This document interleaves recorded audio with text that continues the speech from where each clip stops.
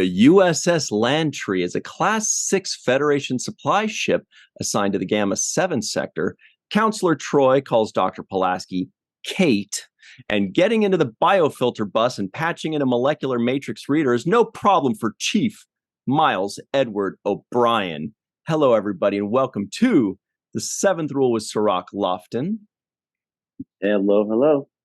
My name is Ryan T. Husk. Today we have our review of Star Trek The Next Generation, Season 2, Episode 7, Unnatural Selection, written by John Mason and Mike Gray, directed by Paul Lynch. This was January 28th, 1989. Where were you? Cirroc and I were going to get really deep into, biochemistry and genetic evolution and all that.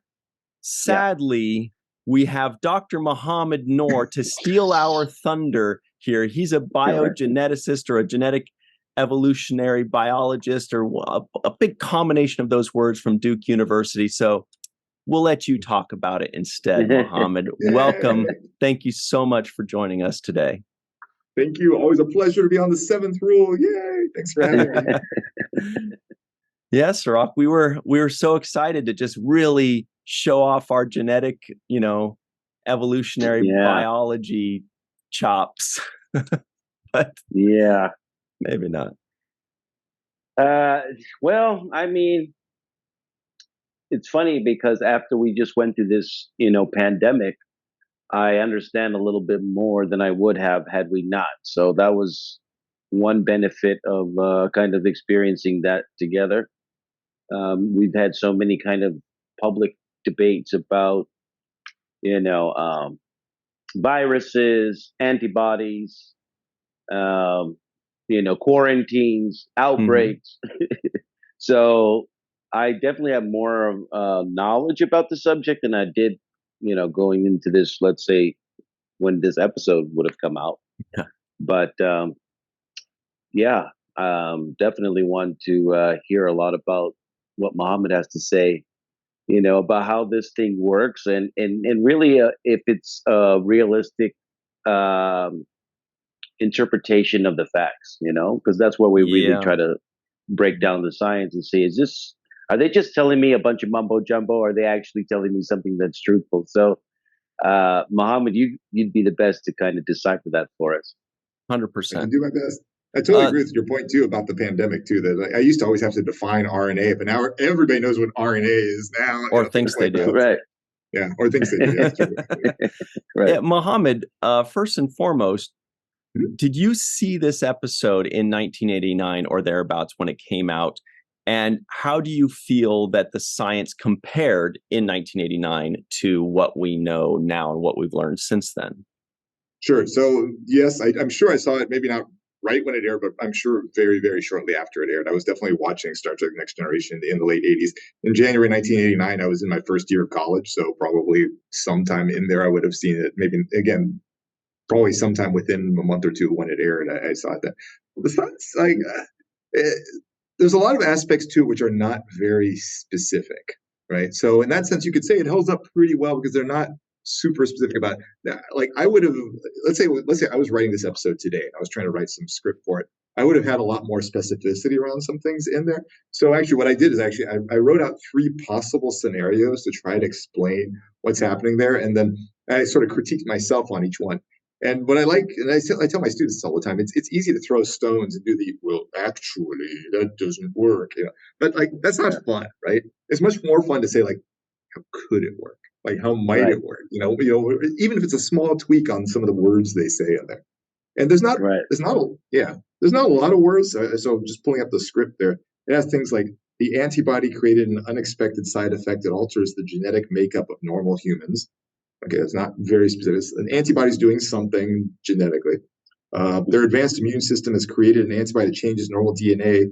The altered genes are the ones that control aging. Yeah, it's not super specific, but I've like I said, I worked out 3 scenarios, and I can go through each one in turn if you want. Absolutely. Oh yeah. And also, since I was so busy making a dumb joke at the beginning, saying how Cirroc and I want to explain biology, I should have also mentioned, Dr. Noor, 2 more qualifications, 2 more qualifiers. You are an occasional Star Trek science advisor, as well as being a very good friend of ours and a great guy. So please continue. I'm even more honored by the second one than the first one, but I'm honored by both. Thank you. So I tried to come up with 3 different ways that this could happen, where something is being emitted by the kid that's making people age very quickly. And it obviously has to do something with genetics. So the simplest explanation, I thought, is that something that he's emitting, these antibodies that he's emitting, change not the DNA letters, but change which genes are turned on or off, right? Okay. So we have like, 20-some thousand genes in our bodies, and we have the same genes in every cell in our bodies, but the same genes aren't turned on or turned off. So, like, for example, our skin cells will make more skin cells. They don't make, heart cells on our hand. And that's based on which genes are turned on or off. So if you think of like the DNA, like the letters, the words in a book, right? What you might think is there's some alterations that happen on top of them that might be like striking out some words or highlighting some words so that, basically you're reading them louder or different, but the same letters are in every cell. Right. So that's kind of what this sort of epigenetic or something that's affecting which genes are turned on or off. So that could be one possible explanation. What doesn't work for that was the solution, right? That they just got this bit of DNA from hair follicles on her brush, and that was able to solve everything. Because, like, okay, unless they turn her into a giant follicle. Right. Okay. So what you're saying is, the hair follicle, the DNA inside the hair follicle, or the genes that are in each cell of the hair follicle, can only self-replicate. They cannot derive an entire human from that. You'd have to basically change them back to stem cells to do that, which they wouldn't do that, right? So that was one possible explanation of what's going on. There was something about genes turned on or off. And again, I should mention all 3 of these explanations are not mutually exclusive. It could be some mixture thereof. But I figure like that first one by itself doesn't work. The second one is probably the simplest one, which is it's literally just mutations. Like there's change of these DNA layers, and that's what people always tend to fall back on. All sci-fi loves mutations. The problem with mutations are random. Like if this antibody is coming out there, it's not going to make the same letter changes in every individual it hits and in every cell it affects and things like that. So it's kind of like, would that result in this consistent sort of aging thing, or would it just be like, just getting bizarre cancerous growth sometimes and moles and weird other sorts of things all the time? So that, again, I didn't feel like that worked great, but there's some basis to it, because to some extent, if you screw things up, then you might have some manifestation which vaguely looks like aging. The third one was actually my favorite. The end of every chromosome has this sort of cap that's called a telomere, right? And it's basically just it's like a cap. There's a bunch of repetitive DNA there. As you get older, your telomeres shrink. Right? Essentially, as you're making more and more copies of every cell in your body, the telomeres get shorter and shorter and shorter, and eventually, like, they get so short that they start causing problems. And it's thought that all 3 of these things could contribute to aging, and this is one of the things that people think potentially does contribute to aging, because as it gets too far in, you start losing some actual genes that have functions and stuff like that. So if you imagine this antibody might be affecting, rather than the DNA itself, it's affecting the enzymes that keep the telomeres long. Maybe then it's actually essentially having a secondary effect on your genes. That to me was probably like the best explanation. Like, okay, you could make any of the 3 explanations I said work, but to me that just seemed like, okay, I can see this. I can see that this antibody is affecting one specific enzyme that then has this effect, which is pretty consistent across a whole bunch of people. It's like, okay, that works well. It still comes back to, everything always comes back to this brush thing though, right? Because the weird thing to me is, what are they getting from the brush? I mean, the implication was they're just getting her DNA sequence. It's weird that like hundreds of years from now, they don't just have that on file for like everybody. I mean, I have my DNA sequence on my computer. It's weird to me, like, why isn't that just on file? Like, why do they have to get that? Like, and with the extra bits of repetitive stuff, it seemed like they would just have that. I just to jump in on that, when they said that they erased her DNA file after she left the previous ship, I was like, why? How much space does that really take? It's just code. It's like information that you could fit it all in a file. It's a folder on your computer. So that was my one nitpick there. Yeah. We could argue it's a privacy thing too, because there are a lot of privacy reasons why you might not want that sort of share. However, most of those privacy concerns are very specific to a very capitalist society, right? Oh, this is going to affect your possibility of employment. Oh, this is going to affect like your long-term care insurance. Oh, this is going to affect it tends to be more in there as opposed to just true privacy. It tends to be more in that. But maybe there's still some other privacy things that don't fall in that, so maybe it still will work. The one piece which I can't actually fix in my head is the speed of transformation. So they beam her back, they fix whatever about her DNA, and she's just like back to the way she was before. Like, so the only thing I could come up with is maybe somehow the transporter was like using the DNA letters to make what should have been there already, right? Back to that form. The problem is if that were true, I don't understand why they wouldn't do that anytime anybody has any sort of injury. Like that would be like transporter is just a magic fix for anything then, right? Right. So as long as we have your DNA before the thing happened, whatever happens to you, we can just magically fix it in this kind of medical way. Exactly. And there's also all the other stuff too about like how does it keep her memories from while she was gone, like that's all that stuff. I mean, the transporters are always like, I still actually think transporters are death devices because I mean, you're basically taking somebody completely apart and you're putting them together somewhere else with different matter. To me, that means that's not the same person. That's a duplicate of that person, but that first person is dead. Okay. So here was some of the questions that I had when you were talking about the science of it. Please. I wanted to ask you. So, given the what you said as possibilities of the changes that could occur, my question is could that happen in an airborne situation with this other entity? This genetically modified 12-year-old that they had. That's a great question. Would that be able to transfer through airborne? It's possible. So, it is true that the antibodies can be inhaled and things like that from other things. They can be in spit, stuff like that. So, to some extent, yes. The tricky part, I'm glad you asked that question. The tricky part there, and this is something I was struggling with too, is how does it affect that much of her body that fast? So let's say you inhale it, then, okay, maybe your lungs are going to start like aging faster or whatever is happening. Right. But like, your whole body's doing that. I'm guessing somehow there's enough of it that it gets into your circulatory system and it's just spread everywhere. But it's you're right that it is at least problematic. It's not impossible, but it is at least problematic there. So that's a very good call. But that was what I was struggling with as well. But that's because I was thinking.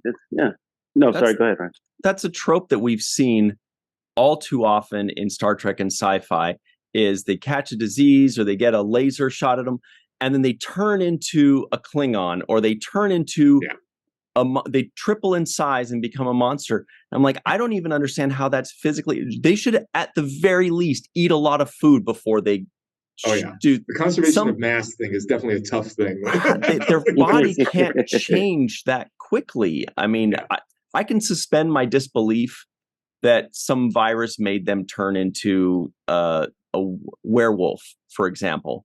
But I can't suspend my disbelief that suddenly their hair just went from, a centimeter to 3 inches in 20 seconds. Like, that's where my brain doesn't work.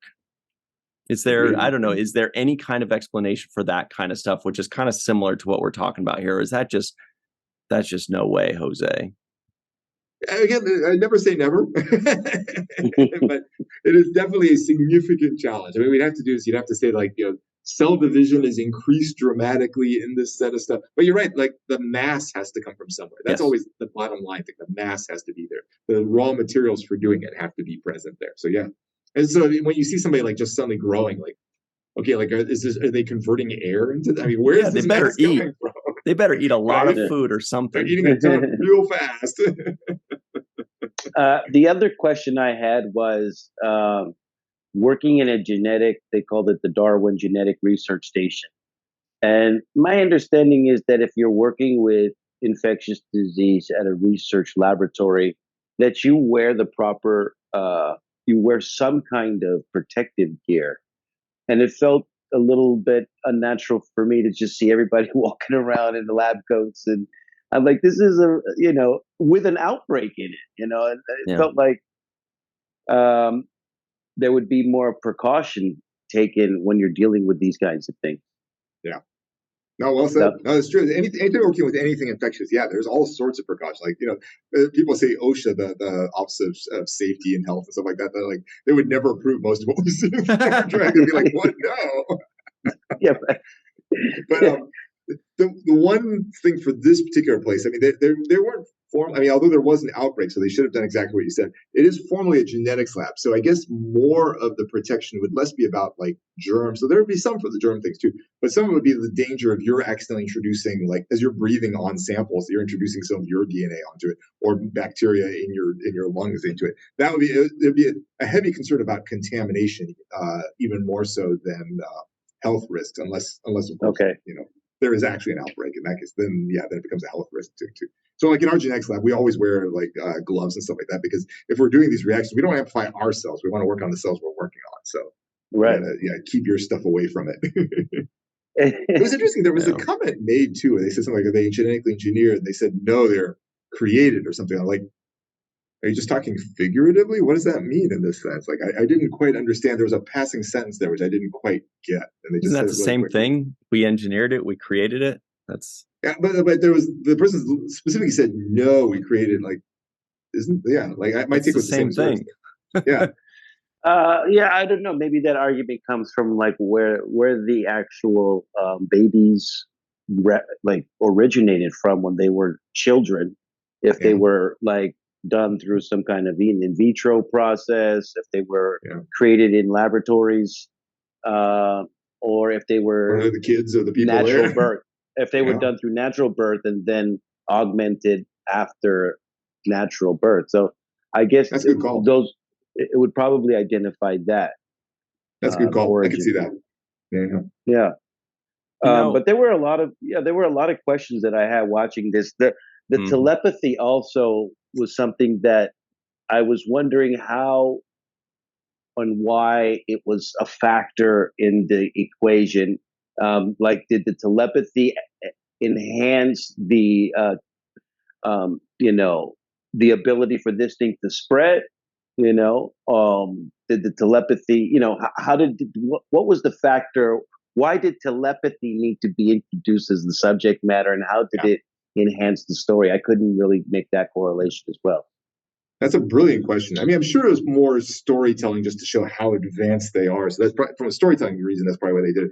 Genetically, you try to think like, what's the material basis for telepathy? Like, something has to be emitted and something has to be received. Like, is it radio waves? Is it like chemicals? Maybe they're breathing words. Now you're like, oh, I love you. It's like pheromones or something. Maybe, I don't know, but right. And then it would have been nice to see the correlation between that and how contagious this particular thing was. That would have been a great correlation there too. Oh, I love that. But they took it even further. They even had telekinesis, where they were like moving things with their mind. Like, right. Now we've jumped the shark here.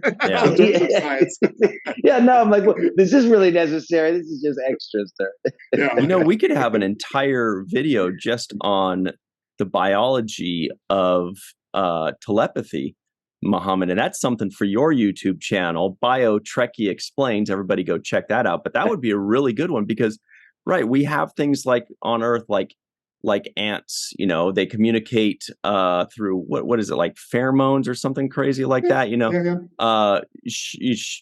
we have radio waves, or not radio waves, audio waves from like dolphins in the ocean, or things like there's like electric signals and stuff too. Some animals have electroreceptors too. So exactly, things like all sorts of cool communication. We would initially think cavemen would be like, whoa, telepathy, but we know that there's something going on there. So what's the science behind telepathy? How can that be explained?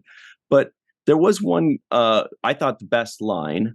It was kind of philosophical, but also based in science to my limited mind. I think it was, at least. The line was, an attempt to control evolution had resulted in a species that is lethal to its predecessors.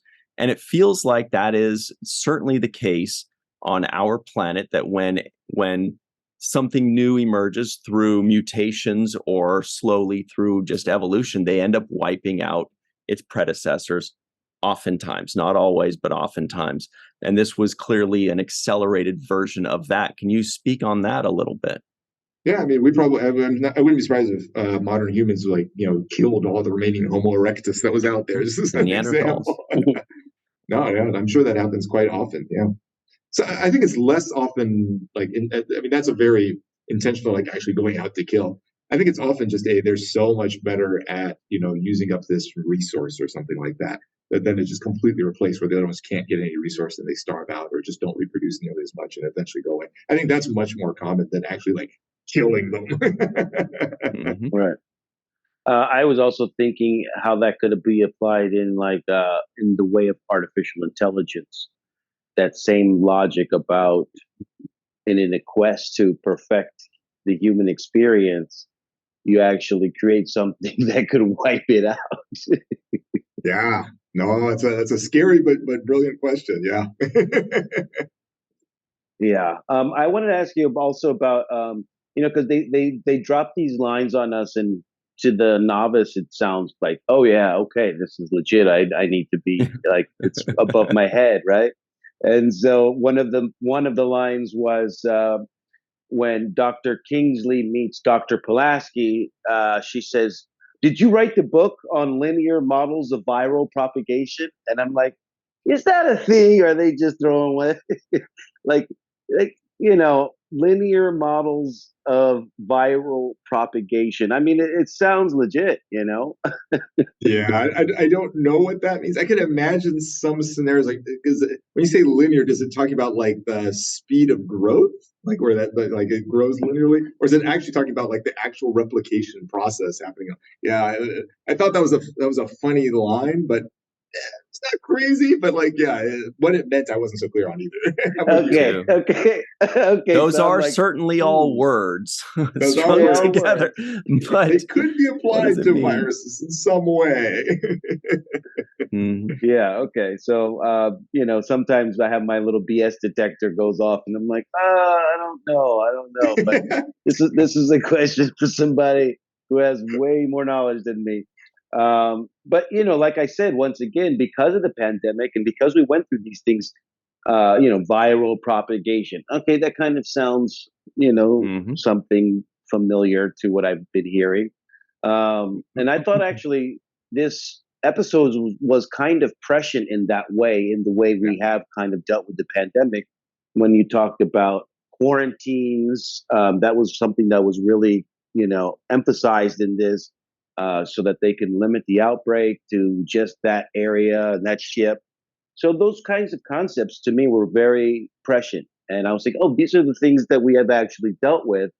Um, and actually, to add to that, some of the concerns that I heard expressed when people had skepticism about taking the vaccine, some of those skeptics brought up points that were similar in nature to the ones that were brought up here, about their DNA being, manipulated, and what the side effects would be and how they wouldn't be able to determine those things. So um, the the level of uncertainty and the questions that were brought up in this episode, I thought were something that were really reflective of society when the moment came, and we were all kind of facing this panic of, what's the right thing to do? Do you wear masks? Do you do this? Do you social distance? We got to do this. We got to isolate. We got to quarantine.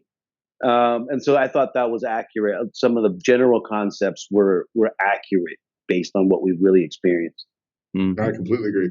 Completely. And agree. just to add to that, also Yeah. similar was we found out, with COVID and all that just like in this episode, it was the children to blame. We knew it. We knew it all along.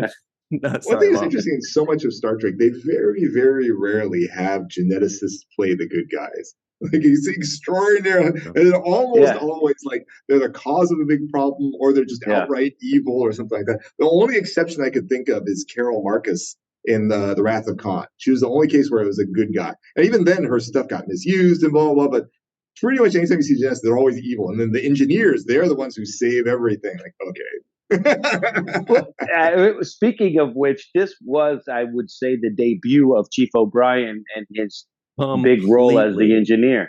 This was his big coming out party, like out of nowhere. Out of nowhere.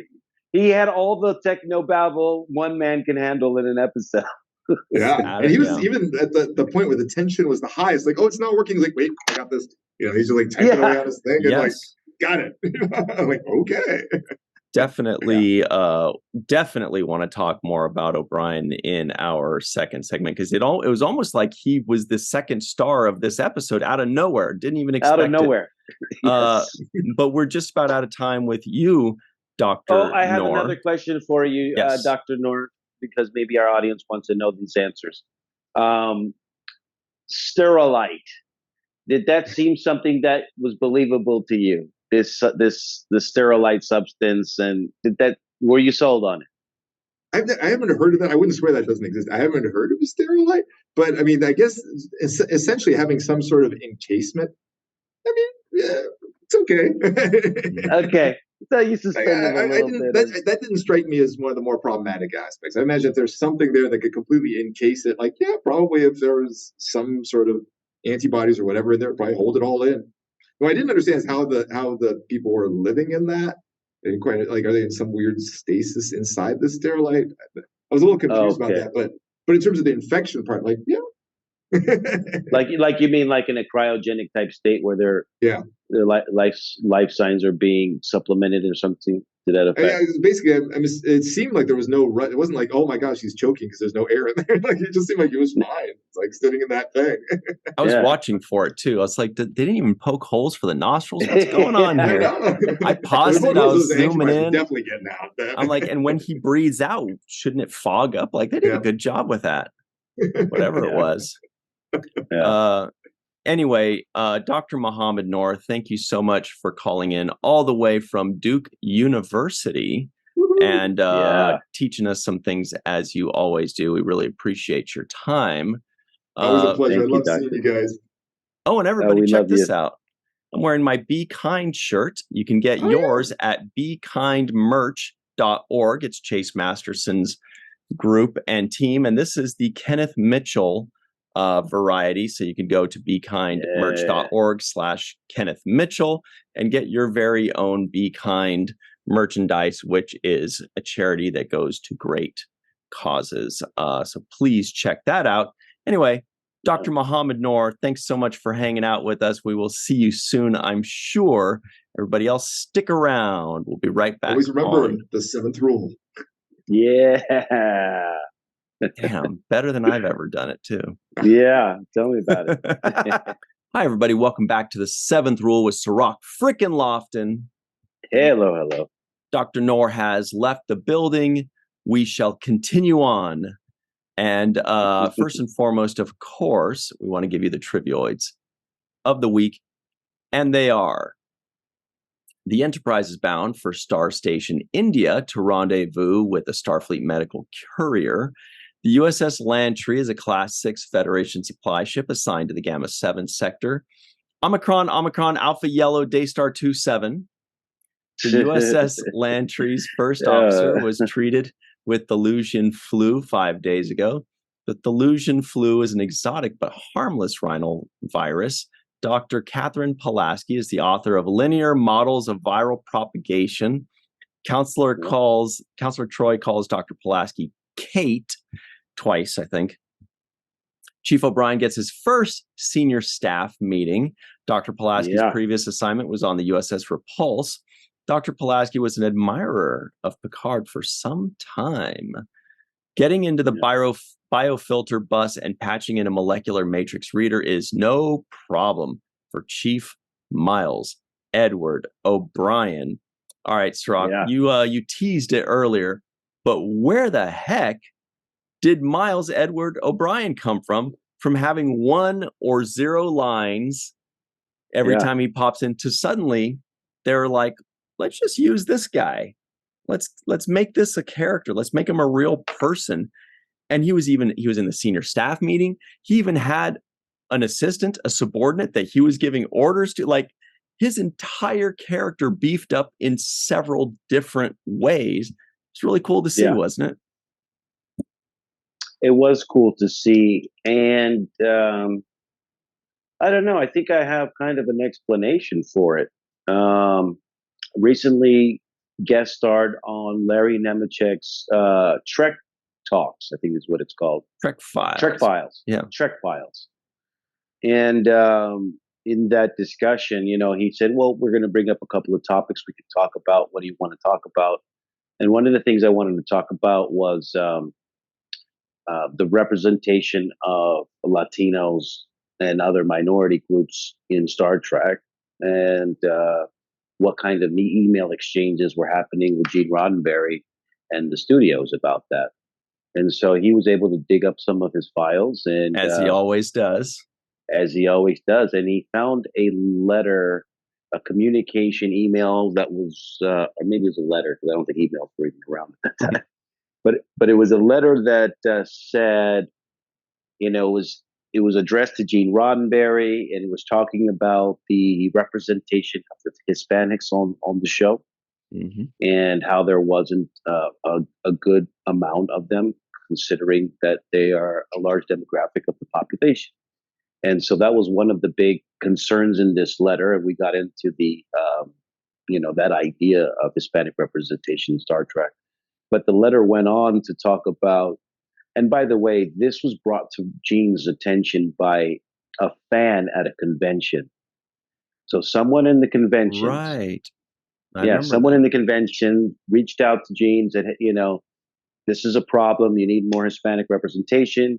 And also, the Irish American guy that you have on that show, which would be Colomini and playing the O'Brien character, should have more to do. We like him, and he should be given more responsibility. And so that actually is encapsulated in this email. And so and it's dated in around 1989, if I'm not mistaken. It's either 88 or 89, that email. I mean, that letter. And so if that was in circulation at that time, it's really close to around the time that O'Brien gets his role increased and enlarged. And so I may suspect that it had something directly to do with this kind of a communication that was going on. So that fan at a convention was the reason for O'Brien's coming out party. So what that means, everybody, if you see a writer, keep harassing them with your ideas. They love that. Don't really. I mean, if it's a good one and it makes sense, then yes, it does make it to, it makes its way around. And just to add to the Latino thing you were mentioning, if I remember correctly, I did see very, very recently, like within the last month, a graphic that showed that per capita, Latinos are still the least represented on television in general. Right. If I remember correctly, that was what was found, that they are the least represented per capita. Of course, you always have to go per capita on these kinds of things. So what that means is, great job being, pointing that out in 1988, that fan at the convention. However, somebody needs to keep pointing it out, because it's been 35 years and we got a little bit more work to do. So let's pay attention to that and see what we can do there for sure.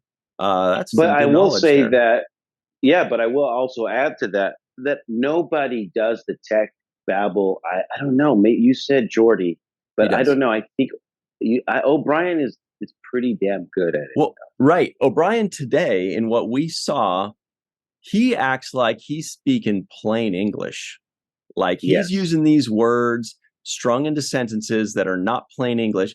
And it's just like if he's saying, oh, yeah, I just added a little bit of peanut butter to my chocolate. It was pretty good. You should check it out. Like he's saying it like, and that's what you want in somebody to be a convincing engineer.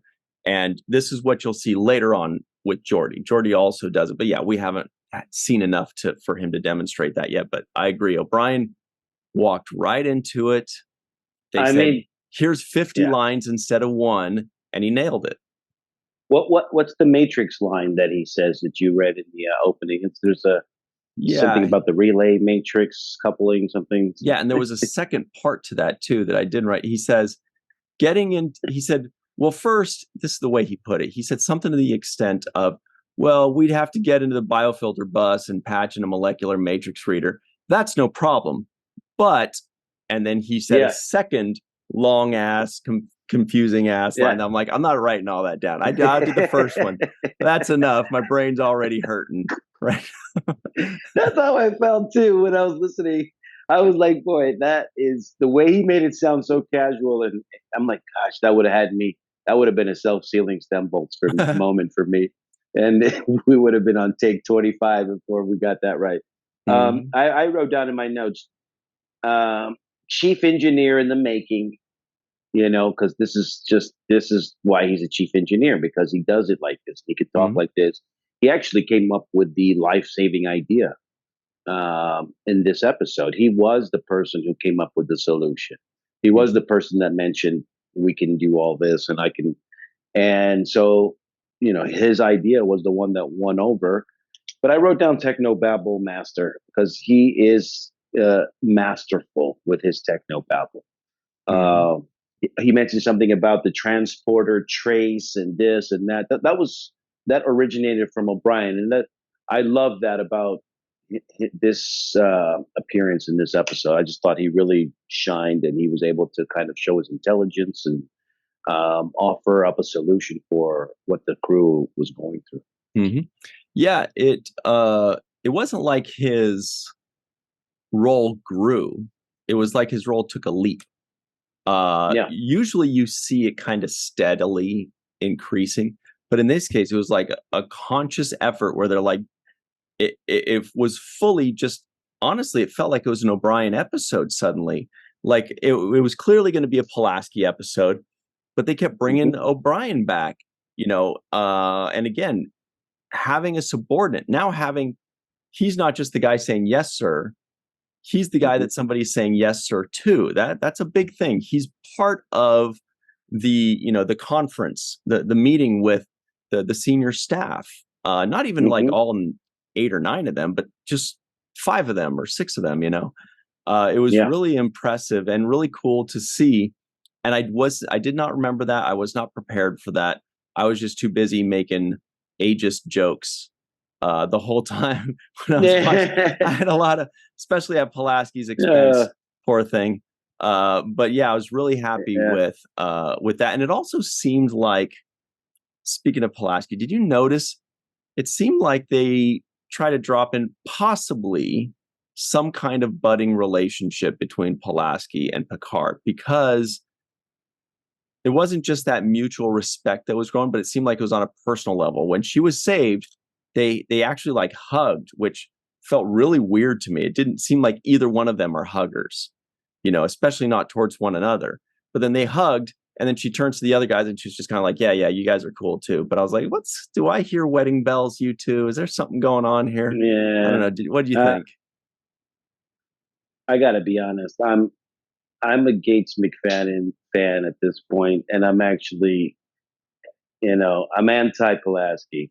And I'm sorry because I just have a bias, and it's bad. I know it has nothing to do with her acting and her performance. She's wonderful.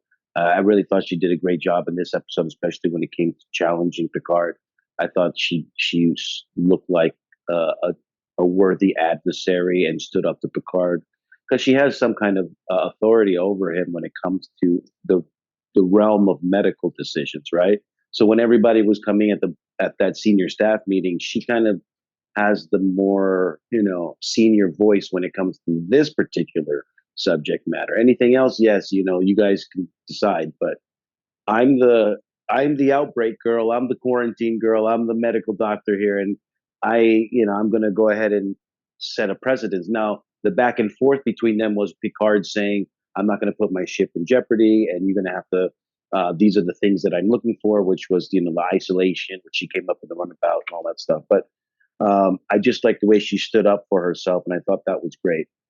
But I have a difficulty kind of accepting her because, number one, Crusher and Picard had a little kind of chemistry thing that I felt was tangible and readable on screen, right?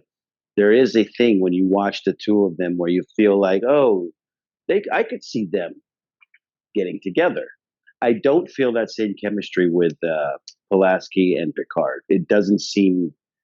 I'm not rooting for them to get together. Is what I'm saying. I'm just like, oh, and it's even more weird if he keeps trying to flirt with the Doctor. It's like, so I the know. I was last like, does Doctor he was just have a there. thing for doctors? Is this like there's Yeah, just like a thing that he's looking for with doctors, some kind of yeah, situation yeah. here? If you got to have the blue on for Picard to even look your way. So yeah, that was kind of unusual for me, and The other thing that I really didn't like, and that, just in kind of Gates McFadden and Dr. Crusher's role in her defense, was there was a line early on where um, Picard asked Counselor Troy, "What do you think about Pulaski? What do you think about her?" And Troy says, "I've never met a more dedicated person." And I'm like, that's kind of That was quick. that was quick. Like he just did a whole season with the other doctor. Her son is still within earshot. Throwing shade. And you're over here talking about you've never met a more dedicated person. So what, Dr. Crusher wasn't dedicated? She wasn't willing to, she didn't love her work. I thought she seemed pretty passionate about being a doctor to me. So I thought that was kind of a dig almost at Crusher, and I just didn't like that. I think you can give her compliments without throwing the other one under the bus. And that was one thing that kind of bothered me to a degree. But you're not the only person with that feeling. If I remember correctly, and I didn't know it, I didn't see it at the time when it was happening back in 1989 and 88, but I remember that there was a big outcry about Pulaski, about losing Beverly Crusher and replacing her with Pulaski. I don't know if it was more a reflection of how much people liked Crusher in that first season, or just more so just that they didn't like the Pulaski character or whatever it was, or how much time it took for them to warm up to her. But maybe by season 6 you'll love Pulaski, Cirroc. I'm looking forward to you just falling in love with her after 150 episodes. But yeah, you weren't the only one. And I remember when I was a kid and I first saw this, I was like, who the f- is it? What? Like, it wasn't like I was in love with the Crusher character. I didn't think it was like the best character ever, but I remember having a negative reaction to the replacement, and like you said, it's not Diana Muldaur's fault. It's just, so who knows what the reason is. A lot of people, yourself, myself included, we had a negative reaction when Crusher was replaced by Pulaski, who always seems a little dour. A little bit dour, a little bit arrogant about her stature or whatever, maybe, because she's so smart or whatnot. But there's some kind of air of something that I'm not vibing with. But I thought she did a phenomenal job in this episode. I thought this was her best performance, actually, up to date, because I thought she carried this episode. So this was, in my opinion, a good acting showcase for her. It was her first episode, the first Pulaski episode. It was a Pulaski episode. There were a few things I didn't like that Paul Lynch did on the directing side. Me too. When he was looking at the view screen on the bridge and they had everybody huddled to one side. That's the exact thing I was going to point out. I swear, when you said there's some things he did that I didn't like, I was like, okay, when he's done with saying his thing, I'm going to say my thing. You're literally saying the exact same. Yeah. Right. First of all, they were all kind of close. And then they had Troy walk in between Picard and Riker. I'm like, you got the whole bridge. And she's like, excuse me, just get in here because I want you to be apart from each other. And I was like, what's going on? And then the shot really revealed how, if you're going to do that, how awkward it was. Keep it a tight shot. If you have it as a tight shot, right, we're not really going to notice it as much. But then he does this wide shot where we see everybody's bunched together in the corner here. Exactly. And an empty bridge. Yeah. What are you guys doing? What the hell are you guys doing? I'm like, I understand you need to clear the camera so you can see as much of the view screen, and maybe they had green screen issues at that time. They wanted a clean, view of the green screen. But if it looks awkward, figure out a different way to do it. Figure out something else, or just remove them altogether and get more of a close up on the green screen, so we just see the view screen, and we don't have to see them in the foreground. That was so awkward, seeing them bunched up together. Yeah, like it just I wrote down unnatural selection because that's what this is for a shot. this is an unnatural selection for them to be gathered so closely together. You know what Give we me got some to room, do? guys.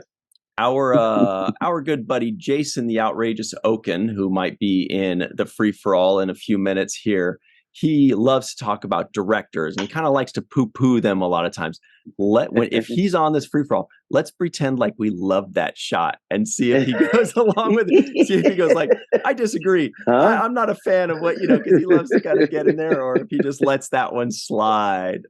Yeah, I just couldn't get it. I thought this is a terrible shot. Why are you doing this? This is not the way to make the bridge look. You have a beautiful set here, and they're just not using it properly. So yeah, I wasn't thrilled with some of the shots, and that was the biggest one. But Yeah. there were also some other things that I did. Like I told you about Worf's eye roll. Worf has these moments where he steals the scene away. Yes. With there was with one in particular, right? It was at Yeah. the beginning. I made the same note. He had he's such a little pouty pooper. He's such a little stinker. He's Grumpy Bear from the Care Bears. Yeah, he goes. I was going to say that too. I really wasn't. When Pulaski wants to transport one kid in suspended animation, and Worf doesn't think that's a good idea, and Picard says, "Okay." Worf goes like suddenly he's 13-year-old emo Worf. He's got like eyeliner on and his jet black hair, and he's like, oh, they don't understand me. I'm like, dude, chill out, man. What are you so upset about? The eye rolls were hilarious. Yeah. Well, I felt Picard too when he said, "Will you let me finish my sentences, Pulaski, Dr. Pulaski?" And then she kept interrupting him further on in the episode. I'm like, can he finish the sentence? He's kind of right about that. I thought that was such funny and counterintuitive writing that he calls her out for interrupting him. And then the next scene, she interrupts him again. And my first thought was, dude, he just said, and I was like, what? That's pretty good writing though, because what that shows is that's character. That shows that's who she is. Like we would have thought that, oh, she's going to make that adjustment. They're going to continue to come together. But the writers are like, no, we're going to keep making them work for it. It's not going to be an easy coming together. She's going to keep interrupting him. He's going to keep tolerating it most of the time. And eventually he's going to be like, Doctor, damn it, I want to finish. She's like, sentence. Hey, we only have a couple minutes left. So let's get up into that home run of the day, the seventh rule, home run of the day. Who do you think, Cirroc? Your thoughts? I'm going to give the home run of the day to Chief O'Brien. He just stood out to me in this episode.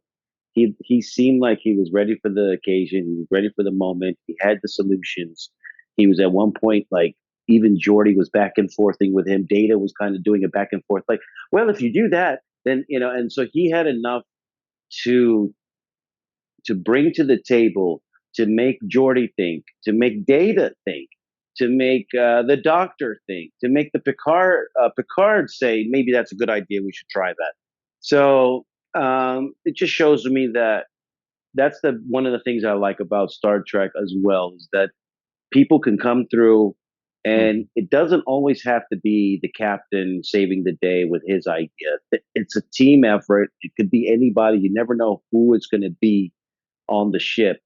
But it could be anybody who saves the day, who comes up with the idea, who, has a plan. And I like that it's the person who can be the hero is not always the same person in these shows. It's spread around.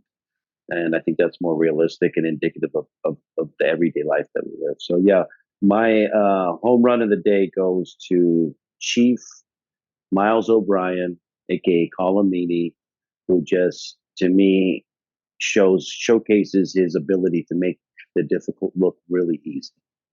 Could not agree with you more, Cirroc Lofton, friend for life. I do think that Chief Miles Edward O'Brien gets the home run of the day. And I also agree that, not only just because, he stepped up, he nailed it as well or better than they could have ever hoped, as evidenced by him becoming a series regular on Deep Space Nine. That would not have happened had he not demonstrated. They gave him a chance.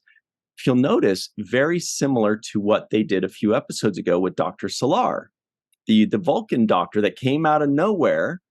And so I wonder if this was a deliberate dipping of the toes where they said, let's introduce this character, or let's introduce this character a little bit more. Let's kind of see, because then it becomes much more a cast of characters. It's so much better. It really enriches the show if you have a Wesley Crusher every few episodes, a Dr. Solar, an Miles Edward O'Brien, a Guinan. You have all these extra characters that aren't necessarily series regulars, but they fill out the show based on what the episode needs.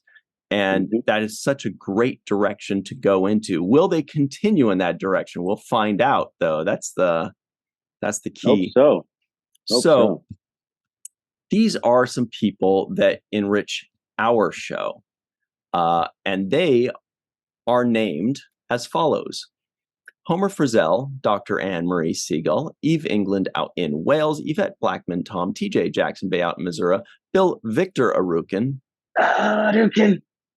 Even if Bill leaves one day and is no longer part of the seventh rule, we're still going to want to sneak that in just because we're like, don't make us stop. Also, our pals, Titus Muller, Darlena Marie Blander, Dr. Mohamed Noor, that you saw earlier, Tierney C. Diekman on a post, Anil O. Palat, Joe Balsarati, Mike Gu, DQ, Neil Akasaka, Justine Norton Kurtzen, Dr. Stephanie Baker, Carrie Schwent, Faith Howell, Edward Foltz, live from Tokyo, the Matt Boardman, Chris McGee, Justin Weir, Jake Barrett, Jane Jorgensen, Henry Unger, Allison Leach-Hyde, Julie Manasfi, Marsha Classic Schreier, and of course, Dr. Susan V. Gruner and the aforementioned Jason the Outrageous Oken. Everybody, stick around. Jason is waiting to join the free-for-all. It's going to be so much fun. Get ready. Get your gin and tonic, Grandma. It's going to be fun. We'll be right back on the seventh rule. Hi, everybody. Welcome back to the seventh rule with Cirroc Lofton. This is our hearty and healthy free-for-all with Malissa Longo. We have Homer Freezy out somewhere in New Yeezy. We've got Faith Howell, who's a big Lord of the Rings fan. We've got Jed Thompson, the return of. We have Mr. Anil O. Palat, who's got his own YouTube channel. Check it out. When it's his turn, he'll tell you what it is. Mai is live in Tokyo with some science stuff back there, I bet. We also have the Dark Lord Chris McGee in his Stembled and Chill shirt. Dr. Susan V. Gruner is on the Enterprise D bridge. Jason Oken has his poster of the week. Carrie Schwent has her limerick, I bet. Matt Boardman, the Matt Boardman, is here as well. And Allison Leach-Hyde is toughing it out for us. Let's get up into this. Cirroc Lofton guesses the IMDb score.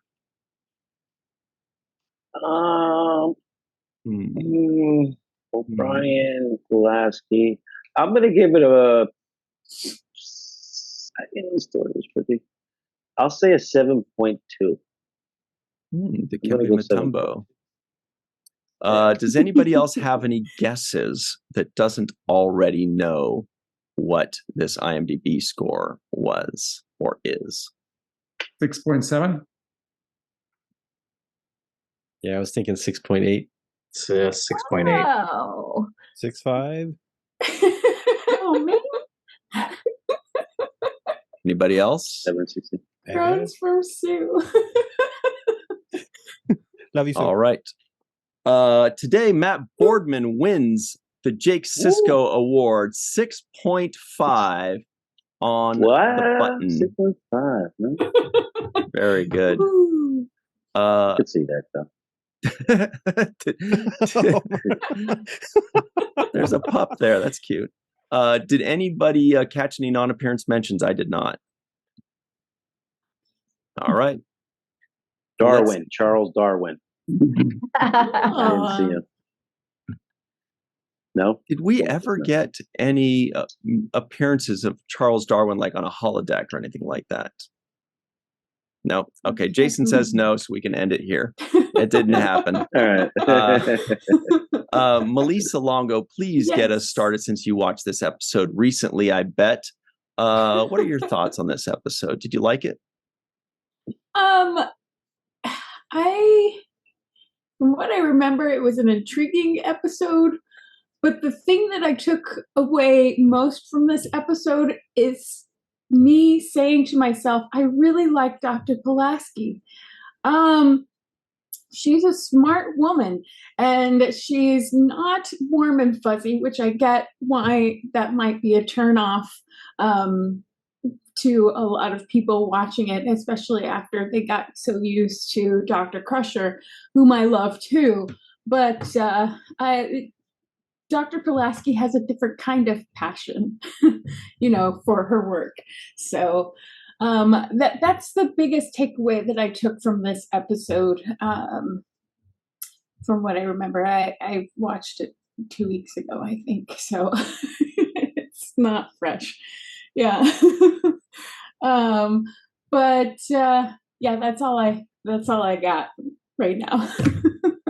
It's okay. That was excellent. And the photo behind you, that's the picture of Ryan talking to people in Vegas. Which one? Ryan, you got to stop. The one behind Melissa. The shirtless creeper, the person like with really bad gas, or the loomer in the corner just staring, being like, "What are they doing? What's going on over there?" I'm just gonna stare at you more and make you feel extra uncomfortable. All right. Homer Frizzell is going to clean us up here. He's ready to go. He's out somewhere in New Yeezy. What do you think of this episode? I thought it sucked, really. Oh, wow. Yeah. We also have Faith Howell. What? No, what's up, Homer? No. Okay. So I'm going to leave the science talk to other folks and just zoom in on one little thing. People say the shuttlecraft was left behind. Look, if you've got a station with a single slot for a shuttlecraft, you're going to get that thing out of there, even if you're in quarantine. But I think it was beamed back to the Enterprise, and that's just a boring thing, so we never saw it on screen. Good point. Yeah, I almost regret watching this episode, so I will cede the balance of my time to those who enjoyed it more. Wow. Cool necklace, though. Is that the LeVar Burton version, the Denise Crosby version? It is the LeVar Burton before there was a LeVar Burton version. Yes. Very nice. All right. So, Homer, what was your rating for it? What would you rate the episode? Oh, 3.7. 3.7. Wow. Wow. It's a low rating. 3.7. That's not that bad. 3.7. We got O'Brien. That's 3 8s. Yes. So that I brings it love up O'Brien. 2 points. Woohoo. So it was a 1.7. There was not much to redeem this particular one. Okay. All right. I'll leave it alone. But I'm hoping others have a different point of view and we can have a lively discussion about it. That would be nice. All right. Faith Howell, over under on 3.7. What do you got for us? So I remember this one fondly from the old days, but watching it, a few weeks ago, you always forget to pause and then you're into the next episode as you're reviewing. So when I watched it a few weeks ago, it was just kind of ambivalent. And when I tried to cram it in right before today, I don't have a lot to say. It's just kind of seems like a solid filler episode. Maybe some stuff happened. We got to see Pulaski. I did laugh a little bit at the, I just turned 35. I'm like, oh girl, I feel ya. And then the knee jerk at the, oh my God, 12-year-old. That's not a 12-year-old. But then I was thinking about our sixth graders at school and how every year I look at the sixth graders and go, holy moly, they're grown. Like they look like grown-ups nowadays, where I swear, when I was a kid, sixth graders looked like babies. So, or I don't know. Maybe this is just another episode of Star Trek being prophetic, and we're just now getting into it. So, Very nice. I like the look on Picard's face when she said, "I just turned 35." He was searching for a compliment. Yeah. Oh, you don't look a day older than 60.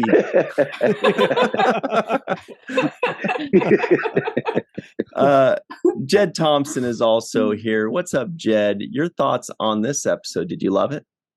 I didn't love it. I enjoyed it more than I thought I was going to.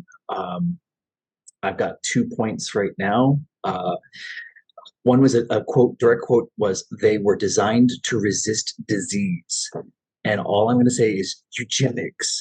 And do you want Noonien Sings? That's how you get Noonien Sings. I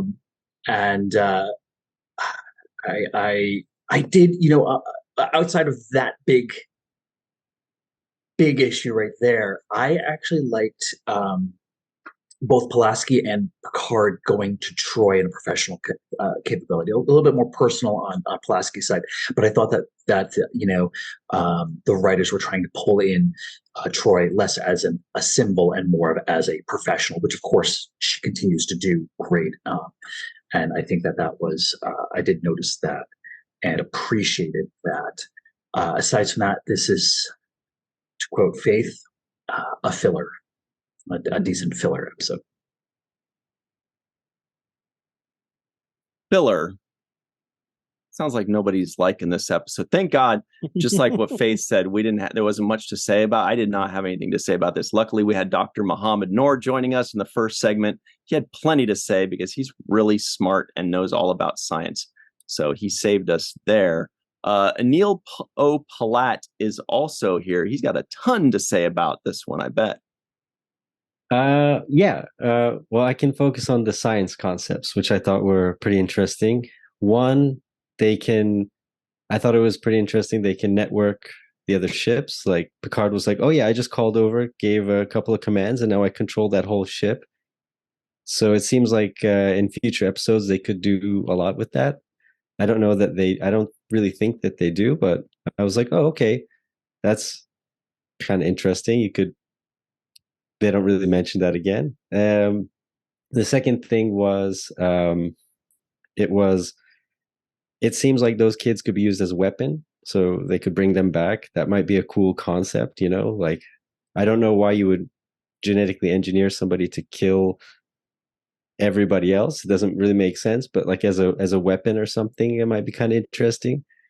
And then the third thing was, they opened up like a transporter can of worms where they could literally just make everybody not age forever. So, and that never comes up again, which probably is a good thing. But I feel like they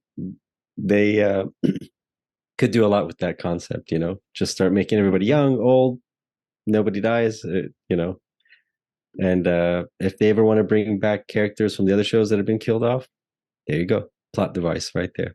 Ooh. Oh, true. Good device. Stuff. Thank you very much, Anil Oplat. Although I disagree. I think that if we could all be regenerated younger, I don't think anybody would do it.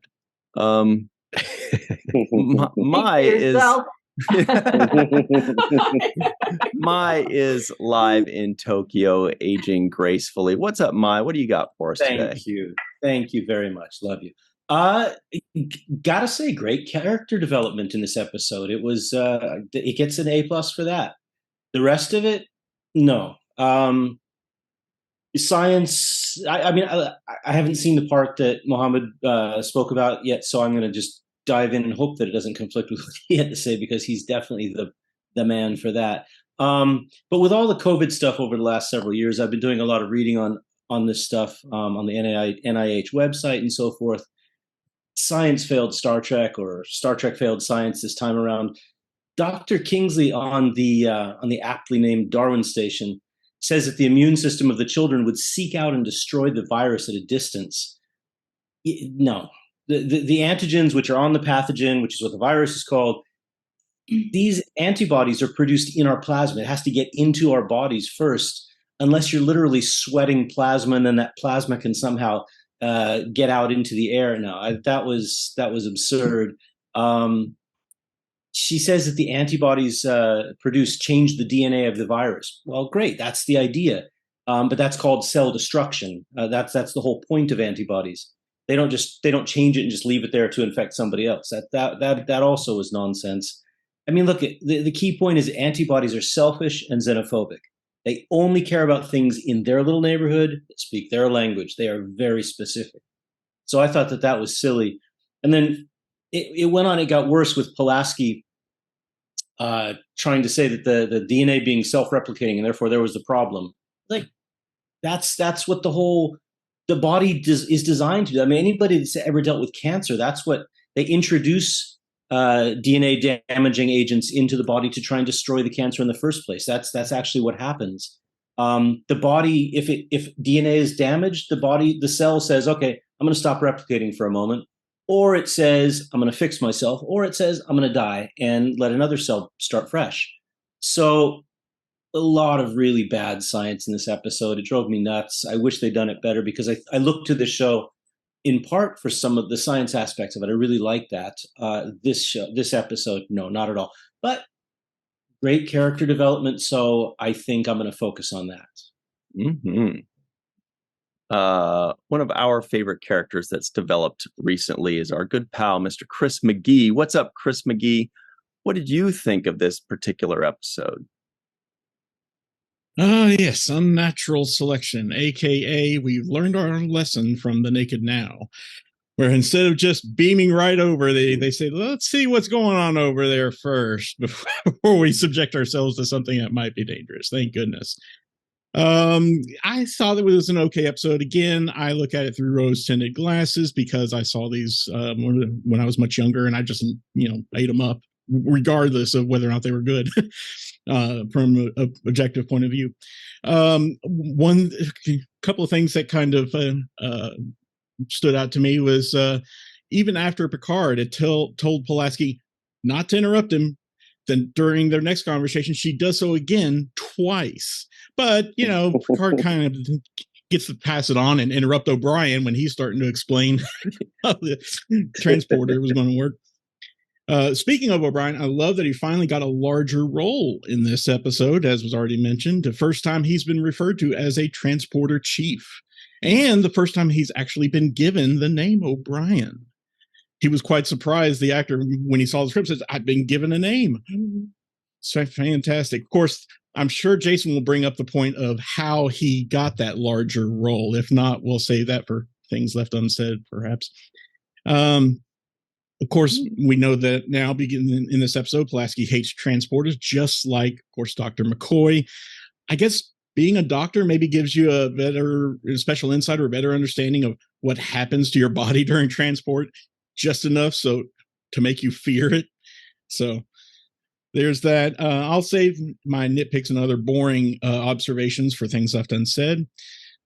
Strangely enough, there were quite a few what I thought were memorable quotes in the episode, stuff that has stuck with me. Hard to pick just one, but I guess I would appreciate it if you would let me finish my sentences once in a while. Excellent. Very good. Thank you so much, Chris McGee. We've got Dr. Susan V. Gruner. Seems like every time we talk to her, she's out traveling, but I think she's home today. What's up, Sue? What did you think of this episode? Well, when I started to watch it, I remembered it, obviously, and I had to put the science aside, or else I couldn't have watched it.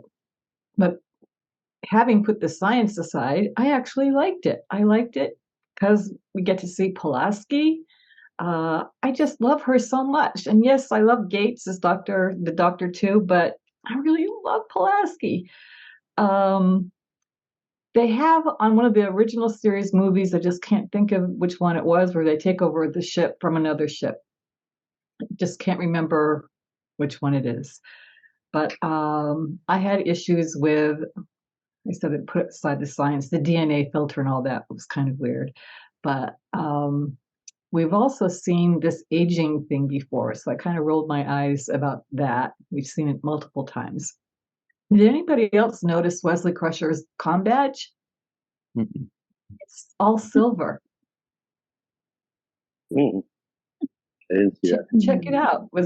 I rewound it a couple times to make sure it wasn't the lighting. It doesn't have the gold and silver. It was just all silver. And I think I'll save the rest for what's left unsaid. But I actually like it. I would have given it an 8 point something. It's a TV show. It's supposed to be not real exactly. It's science fiction.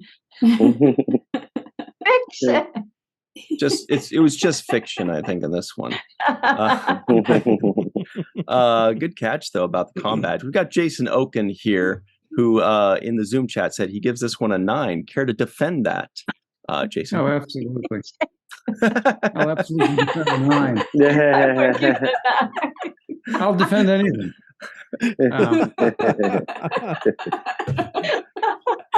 How was the directing? Did you really like some of the shots in this? Well, I'll get to that, Cirroc. Yes. Absolutely. And, to me, this show is kind of a par for the course. To me, it's a sort of a quintessential season 2 episode of Next Gen, and probably even 80s television to begin with. It's sort of a by the numbers cliche type episode, and you kind of see what happens when you take 2 pretty decent original series episodes and trying to combine them, and that's what you're getting. I mean, to me, it's a mishmash of the Deadly Years and Space Seed. I mean, that's what you're seeing here, and we're not going to talk about the science, which was ridiculous, but in a sense, a lot of it is cliche. The solution is technobabbly and odd, and for various different reasons, and it's just there's a little bit of I'll give that a little bit of character development, and I do like the performances. I mean, that's what I do like, but I think it's slow, it's prodding, it's cliched, and frankly not that great. And in terms of its look, I mean, Cirroc, you worked with Paul Lynch, I think, in the first season. I don't know how much you remember about his sort of direction, but it seemed to me this is kind of a poster child for what 80s television used to look like. You have a bunch of medium shots, a few cuts, singles, 2 shots. I mean, you really kind of had that quintessential look from the 1980s and maybe the early 1990s. I mean, to me, this is like the Next Gen look. At some degree, it worked. This is more of a bottle show. If there are a little bit going on with some other sets, but it's almost like a bottle show. That's not how it started, and I'll talk about that and things left unsaid. And Chris sort of hinted at some of that already. But at some level, what I'm finding, and this is where I'll end on this, what I'm finding is sort of a pattern where whoever was doctoring the scripts here, it may have been Maurice Hurley, did a yeoman's job, because once again, the crap they shot is not the crap they wrote. So again, I'll save the details for later, but that's what I've been noticing. That's cool. Can't wait for that. Cirroc and I have a question for you and things left unsaid too. So stick around for that. This is going to be a fun one. We've got Carrie Schwent. What is up, Carrie? I've got a really cool, reaction just for you. What did you think of this episode? It's okay. I don't hate it as much as Homer does, but I don't love it either. The 12-year-old kind of freaked me out just a little bit. Although I did enjoy when he's first beamed in under the styrolite. It sort of looked like a Ken doll still in its packaging that had been taken out of the plastic. Yeah. That's all I could think of was just a giant Ken doll. Yeah. And I didn't write it down, but I noticed when they beamed it back down, the angle that he's sort of leaning up against the table, and that odd sort of expression on his face was just a little bit weird. And Dr. Pulaski, they sort of brushed it off, but she's sort of a low-key cyber stalker. When Picard's talking to her old CO, and he's like, yeah, she did all this research on you when she found out about the promotion. She knows everything about you. they just sort of brushed that off, but it amused me a little bit. But the thing I did like the most, though, was Pulaski did take a big step forward for me in this one with the her and Data on the shuttle and just all their interactions, and her line about not being up to factory specs. If she had said that a couple episodes ago, I would have, absolutely hated it. But it actually made me laugh out loud this time around. And we've all been there, not felt quite up to factory specs ourselves. The science, just kind of fiction or not, science gives me a headache in general, so I won't really go into that. But it did sort of, in a roundabout way, inspire the limerick for the episode. And 4 of the 5 lines of this one, I just popped out of my head in about 30 seconds. It's probably one of the fastest I've ever written, aside from the awesome Binar one, which I don't think I'll ever be able to top. But here we are. Bad things happen when messing with genes. Consequences beyond your wildest dreams. You'll grow old and die. You won't even know why. Nature dislikes it when man intervenes. But it's fun. O'Brien gets a name. He's no longer No Brian. Yeah.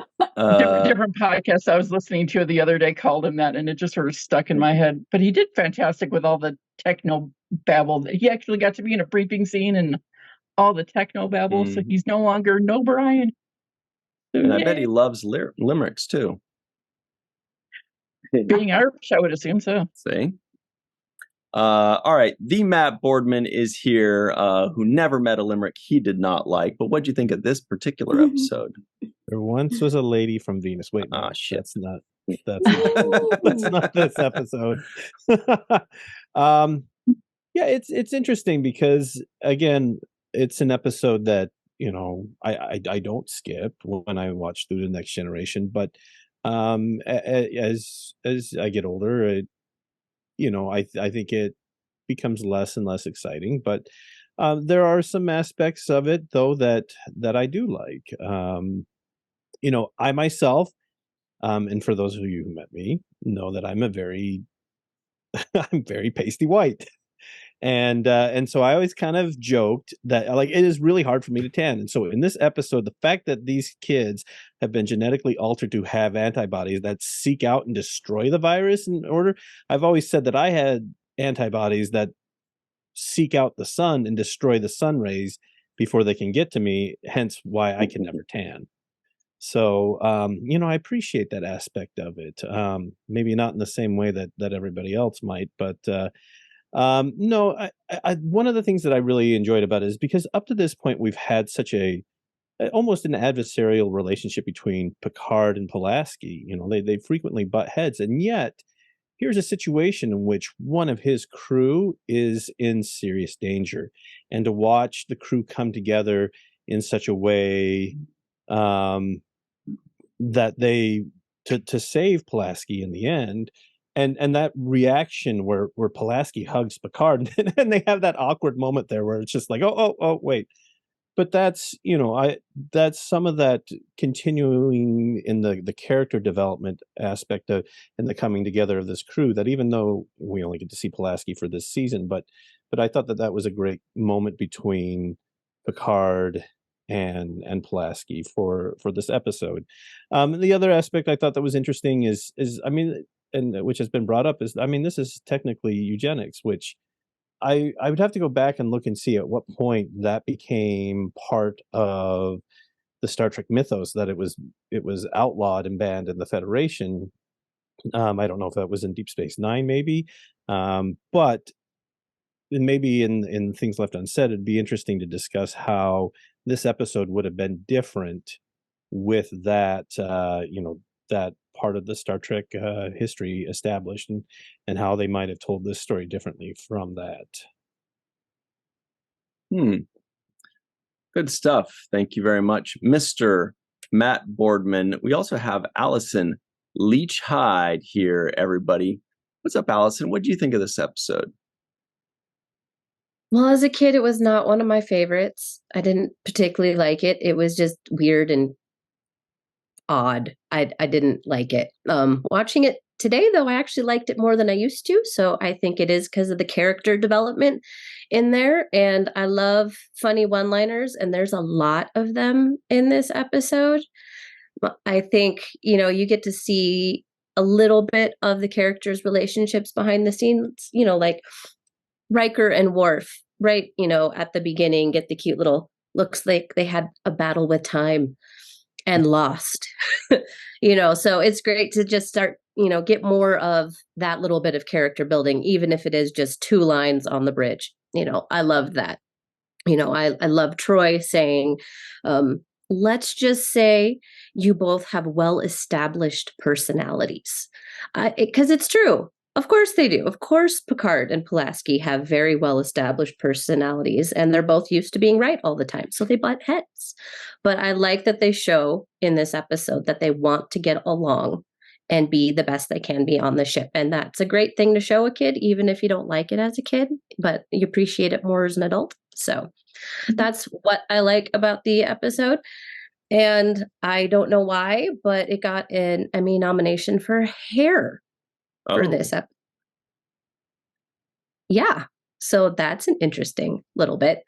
And Westmore was much, yeah, there you go. His hair was beautifully done. And got an Emmy nomination for that. Westmore was much more happy with the old age makeup in this one. So that's also great to know. Yeah. Great stuff. Thank you very much, Allison Leach-Hyde. Well, Cirroc, that's it for us today. Do you have any final thoughts on this fun episode? Let's see. Yeah, I thought it was weird that the name of Pulaski's former ship was the USS Repulse. Like, who wants to be on a repulsive ship? Like, I'm repulsed by that. It's like, especially if you have a character who is always repulsed by things. It's like not exactly a good correlation to make. But I will end with the quote that I did like from this, and that kind of resonated with me as I was watching it. It said, even a mistake advances the evolution of human understanding. And I think that was a great little line that kind of sat with me in the way that I've learned from mistakes in my life, and not being afraid to, or being afraid to make mistakes, can also stop you from progressing.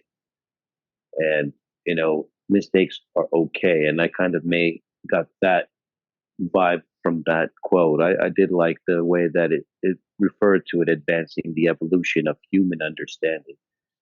And that I believe is an accurate statement and could kind of sum up what the message is that they were trying to push at the end of this episode. Very good quote. Thanks, Cirroc Lofton. And thank you to Malissa Longo, Homer Frizzell, Faith Howell, Jed Thompson, Anil Opalat, Mai live in Tokyo, Chris McGee, Dr. Susan V. Gruner, Jason Oken, Carrie Schwent, Matt Boardman, and Allison Leach-Hyde. My apologies, didn't notice how cool your shirt was until the end there. Sisko's Creole Kitchen, pretty awesome. Thank you all very much for joining us. For myself, Cirroc Lofton, Malissa Longo, Mr. Aaron Eisenberg. We'll see you next time. And until then, always remember the 7th rule.